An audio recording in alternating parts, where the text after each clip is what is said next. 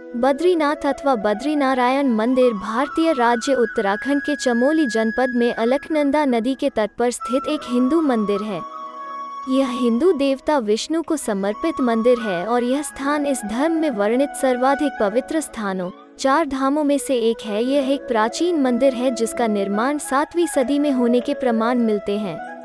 मंदिर के नाम पर ही इसके इर्द गिर्द बसे नगर को भी बद्रीनाथ ही कहा जाता है। भौगोलिक दृष्टि से यह स्थान हिमालय पर्वतमाला के ऊंचे शिखरों के मध्य गढ़वाल क्षेत्र में समुद्र तल से 3133 मीटर की ऊंचाई पर स्थित है। जाड़ों की ऋतु में हिमालयी क्षेत्र की रूक्ष मौसमी दशाओं के कारण मंदिर वर्ष के 6 महीनों अप्रैल के अंत से लेकर नवंबर की शुरुआत तक की सीमित अवधि के लिए ही खुला रहता है। यह भारत के कुछ सबसे व्यस्त तीर्थ स्थानों में से एक है। बद्रीनाथ मंदिर में हिंदू धर्म के देवता विष्णु के एक रूप बद्रीनारायण की पूजा होती है। यहाँ उनकी 1 मीटर लंबी शालिग्राम से निर्मित मूर्ति है जिसके बारे में मान्यता है कि इसे आदि शंकराचार्य ने 8वीं शताब्दी में समीप के नारद कुंड से निकालकर स्थापित किया था। इस मूर्ति को कई हिंदुओं द्वारा विष्णु के 8 स्वयं प्रकट हुई प्रतिमाओं में से एक माना जाता है। यहाँ के मुख्य पुजारी दक्षिण भारत के केरल राज्य के नंबूद्री संप्रदाय के ब्राह्मण होते हैं। विष्णु पुराण, महाभारत तथा स्कंद पुराण जैसे कई प्राचीन ग्रंथों में इस मंदिर का उल्लेख मिलता है। 8वीं शताब्दी से पहले आलवार संतों द्वारा रचित नाल्य दिव्य प्रबंध में भी इसकी महिमा का वर्णन है। बद्रीनाथ नगर, जहाँ ये मंदिर स्थित है, हिंदुओं के पवित्र 4 धामों के अतिरिक्त छोटे 4 धामों में भी गिना जाता है।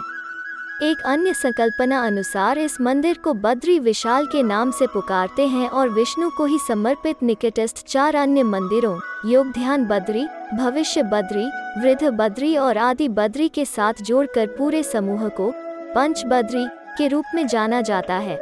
ऋषिकेश से यह 294 किलोमीटर की दूरी पर उत्तर दिशा में स्थित है। मंदिर तक आवागमन सुलभ करने के लिए वर्तमान में 4 धाम महामार्ग तथा 4 धाम रेलवे जैसी कई योजनाओं पर कार्य चल रहा है। हिमालय में स्थित बद्रीनाथ क्षेत्र भिन्न भिन्न कालों में अलग नामों से प्रचलित रहा है।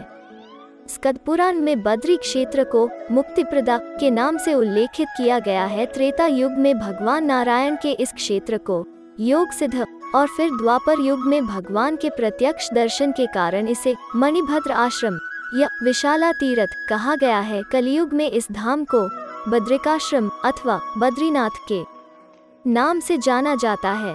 इस स्थान का नाम यहाँ बहुत ही अधिक मात्रा में पाए जाने वाले बेर के वृक्षों के कारण पड़ा था। एडविन टी एटकिंसन ने अपनी पुस्तक द हिमालयन गैजेटियर में इस बात का उल्लेख किया है कि इस स्थान पर पहले बद्री के घने वन पाए जाते थे। हालांकि अब उनका कोई निशान तक नहीं बचा है। बद्रीनाथ नाम की उत्पत्ति पर एक कथा भी प्रचलित है जो इस प्रकार है। मुनि नारद एक बार भगवान विष्णु के दर्शन हेतु क्षीरसागर पधारे, जहां उन्होंने माता लक्ष्मी को उनके पैर दबाते देखा।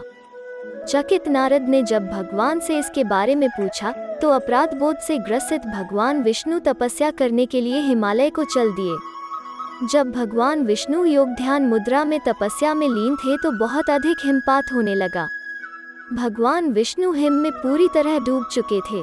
उनकी इस दशा को देखकर माता लक्ष्मी का हृदय द्रवित हो उठा और उन्होंने स्वयं भगवान विष्णु के समीप खड़े होकर एक बद्री के वृक्ष का रूप ले लिया और समस्त हिम को अपने ऊपर सहने लगी। माता लक्ष्मी जी भगवान विष्णु को धूप, वर्षा और हिम से बचाने की कठोर तपस्या में जुट गईं।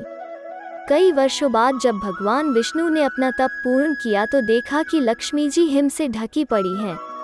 तो उन्होंने माता लक्ष्मी के तप को देखकर कहा कि हे देवी, तुमने भी मेरे ही बराबर तप किया है, सो आज से इस धाम पर मुझे तुम्हारे ही साथ पूजा जाएगा। और क्योंकि तुमने मेरी रक्षा बद्री वृक्ष के रूप में की है, सो आज से मुझे बद्री के नाथ बद्रीनाथ के नाम से जाना जाएगा। कई वैदिक ग्रंथों में भी मंदिर के प्रधान देवता बद्रीनाथ का उल्लेख मिलता है। स्कंद पुराण में इस मंदिर का वर्णन करते हुए लिखा गया है, बहुनी संति तीर्थानि दिव्य भूमि रसातले, बद्री सदृश्य तीर्थ न भूतो न भविष्यति, अर्थात स्वर्ग, पृथ्वी तथा नर्क तीनों ही जगह अनेकों तीर्थ स्थान है, परंतु फिर भी बद्रीनाथ जैसा कोई तीर्थ न कभी था और न ही कभी होगा। मंदिर के आसपास के क्षेत्र को पद्म पुराण में आध्यात्मिक निधियों से परिपूर्ण कहा गया है।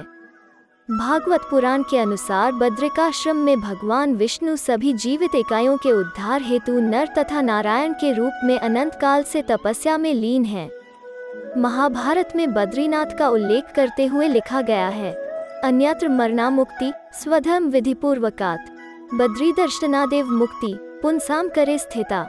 अर्थात अन्य तीर्थों में तो स्वधर्म का विधि पूर्वक पालन करते हुए मृत्यु होने से ही मनुष्य की मुक्ति होती है, किंतु बद्री विशाल के दर्शन मात्र से ही मुक्ति उसके हाथ में आ जाती है। इसी तरह वराह पुराण के अनुसार मनुष्य कहीं से भी बद्री आश्रम का स्मरण करता रहे तो वो पुनरावृत्ति वर्जित वैष्णव धाम को प्राप्त होता है। हिंदू धर्म के सभी मतों और संप्रदायों के अनुयायी बद्रीनाथ मंदिर के दर्शन हेतु आते हैं। बद्रीनाथ जाने के लिए 3 ओर से रास्ता है। रानीखेत से कोटद्वार होकर, पौड़ी में और हरिद्वार होकर देवप्रयाग में। ये तीनों रास्ते कर्णप्रयाग में मिल जाते हैं। राष्ट्रीय राजमार्ग 7 बद्रीनाथ से होकर गुजरता है। यह राजमार्ग पंजाब के फाजिल्का नगर से शुरू होकर भटिंडा और पटियाला से होता हुआ हरियाणा के पंचकुला, हिमाचल प्रदेश के पांवटा साहिब और उत्तराखंड के देहरादून, ऋषिकेश, देवप्रयाग, रुद्रप्रयाग, कर्णप्रयाग, चमोली तथा जोशीमठ इत्यादि नगरों से होते हुए बद्रीनाथ पहुंचता है और यहां से आगे बढ़ते हुए भारत चीन सीमा पर स्थित ग्राम माणा में पहुंचकर समाप्त हो जाता है। केदारनाथ की ओर से भी गौरीकुंड से गुप्तकाशी, चोकता, गोपेश्वर और जोशीमठ होते हुए सड़क मार्ग को लगभग 221 किलोमीटर की दूरी तय कर बद्रीनाथ मंदिर तक पहुंचा जा सकता है। बद्रीनाथ जाने के लिए परमिट की जरूरत पड़ती है, जो कि जोशीमठ के एसडीएम द्वारा बनाया जाता है। 2012 में मंदिर प्रशासन ने मंदिर में दर्शन के लिए आए भक्तों के लिए एक टोकन प्रणाली की शुरुआत की है। मंदिर में प्रवेश करने के लिए पहचान पत्र साथ होना अनिवार्य है। दोस्तों, ऐसी रोचक वीडियो को देखने के लिए हमारे चैनल को सब्सक्राइब करें, वीडियो को लाइक और शेयर भी करें।